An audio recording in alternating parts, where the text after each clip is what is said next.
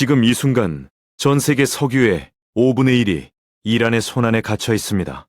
유조선 수백 척이 좁은 만 안에 발이 묶인 채 꼼짝도 못하고 있고 국제 유가는 배럴당 100달러를 훌쩍 넘어버렸습니다. 원달러 환율이 2026년 3월 16일 드디어 1,500원을 돌파했습니다. 2008년 글로벌 금융위기 이후 처음 있는 일입니다. 여러분 통장에 있는 돈의 가치가 조용히 무너지고 있는 것이지요. 오늘 영상 끝까지 보시면 이 사태가 왜 일어났는지, 유럽이 왜 단칼에 거절했는지, 그리고 지금 우리가 뭘 해야 하는지 다 까발리겠습니다. 시작 전에 구독과 좋아요는 사랑입니다. 자, 이제 시작합니다.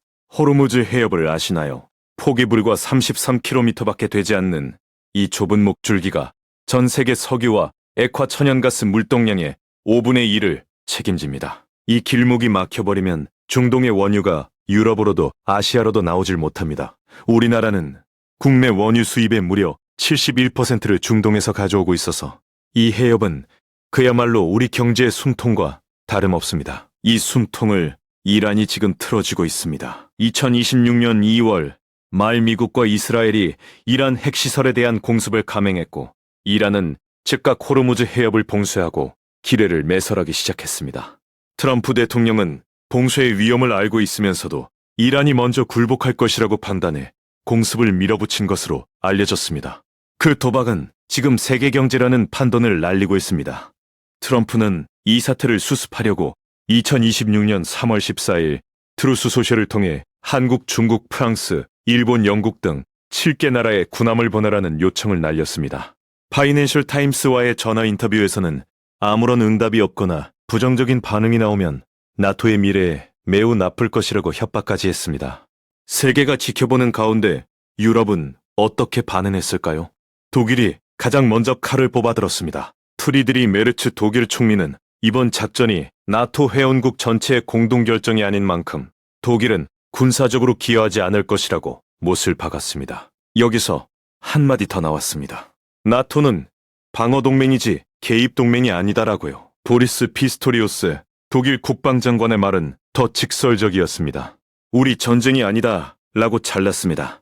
막강한 미국 해군력으로도 달성하지 못한 일을 유럽의 호위함 몇 척이 해낼 수 있겠냐는 말도 덧붙였습니다. 미국과 가장 가까운 동맹으로 불리는 영국도 이번엔 달랐습니다. 키어 스타머 영국 총리는 영국은 더 큰 전쟁에 휘말리지 않을 것이라고 경계선을 그었습니다. 트럼프 대통령이 직접 항공모함 2척을 파견해달라고 요청했지만 스타머는 거절했습니다. 이탈리아 외무장관도 외교적 해결이 우선이라며 군사 개입에 선을 그었고 프랑스의 마크롱 대통령조차도 분쟁의 가장 뜨거운 단계가 끝난 이후에나 호위 임무를 검토하겠다고 미뤘습니다. 그렇다면 왜 유럽은 이렇게 단호하게 거절한 것일까요?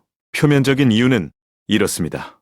호르무즈 해협은 이란의 미사일과 드론과 기뢰로 가득한 죽음의 상자입니다. 미 해군 관계자들조차 이 해협을 그렇게 부릅니다. 수십억 달러짜리 군함을 이 좁은 해협에 집어넣는다는 것은 표적을 제 발로 걸어 들어가게 하는 것과 다름없다는 말입니다. 이란의 혁명수비대는 군사력이 약화되었더라도 소형보트로 기뢰를 까는 능력은 여전히 건재합니다. 소량의 기뢰만으로도 상업적 통행을 완전히 막을 수 있습니다. 미국 전문가들은 이 해협을 제대로 방어하려면 기뢰 제거함과 전투 초계기와 해병 특수부대를 총동원해야 한다고 말합니다. 그런데 진짜 이유는 따로 있습니다. 이건 표면적인 뉴스에선 잘 나오지 않는 이야기입니다. 영국 킹스 칼리지 런던의 중동 전문가 안드레아스 크리그는 월스트리트 저널과의 인터뷰에서 뼈아픈 한마디를 남겼습니다. 트럼프는 미국의 힘을 무기 삼아 동맹을 제 뜻대로 움직이려 강압해왔고 이를 너무 남용한 탓에 세계가 가능한 한 미국과의 관계를 정리하려 하고 있다고요.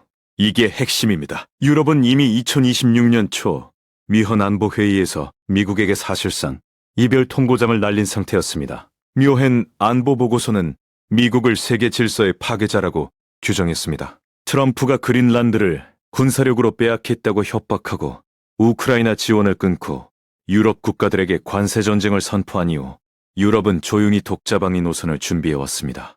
독일은 이번 총선에서 국방 예산을 대폭 늘리기로 했고 프랑스는 사상 처음으로 유럽 동맹국의 핵탄두 배치를 검토하는 전진 억제 전략을 추진하기 시작했습니다. 유럽연합은 2026년부터 2027년까지 우크라이나 지원을 위해 900억 유로 대출을 승인했습니다. 미국 없이도 자기들끼리 할 수 있다는 자신감이 서서히 싹트고 있는 것입니다. 호르무즈 해협 파병 거절은 그 거대한 흐름의 신호탄이었습니다. 77년을 함께한 동맹이 눈에 띄게 흔들리고 있다는 얘기입니다. 그렇다면 이것이 우리에게 어떤 의미일까요? 현장의 숫자들을 보겠습니다. JP 모간은 호르무즈 해협이 전면 봉쇄되면 국제 유가가 배럴당 120달러에서 130달러까지 튈 수 있다고 경고했습니다. 지금도 이미 100달러를 넘어섰습니다. 이란의 석유 수출 거점인 하르그 섬이 미국의 공습으로 군사시설이 파괴되었지만 이란은 여전히 자국 최대 고객인 중국에는 석유를 보내고 있습니다.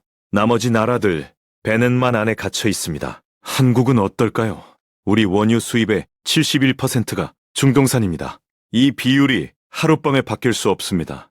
유가가 100달러를 넘으면 정유 비용이 오르고 전기료 인상 압박이 커지고 반도체, 석유화학, 철강 등 주요 산업 전체의 비용이 올라갑니다. 원달러 환율 1,500원은 수입 원자재 값을 한 번 더 올립니다. 이 두 가지가 동시에 올라가면 기업들의 수익이 줄고 물가가 오르고 서민 가게가 직격탄을 맞습니다.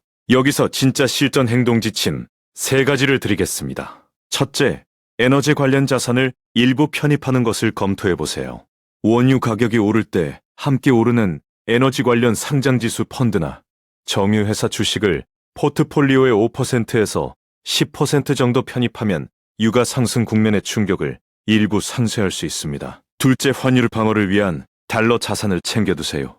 환율이 올라가면 달러로 표시된 자산의 원화 가치가 올라갑니다. 미국 단기 국채 상장지수 펀드나 달러 예금으로 수중 자산의 20%에서 30%를 달러화해두면 환율 폭등 시 실질적인 자산 방어가 됩니다. 셋째, 에너지 비용 상승에 직접 노출된 업종의 주식 비중을 줄이세요. 항공, 해운, 석유화학은 유가가 오를수록 비용 부담이 폭증합니다. 이 업종에 집중된 포트폴리오를 지금이라도 분산하는 것이 합리적입니다. 위기는 항상 기회의 가면을 쓰고 옵니다. 트럼프가 전쟁을 일으켰고 유럽이 거절했고 유가가 치솟았습니다. 이 세 가지 사실 하나하나는 뉴스로만 소비하면 그냥 지나가는 이야기입니다.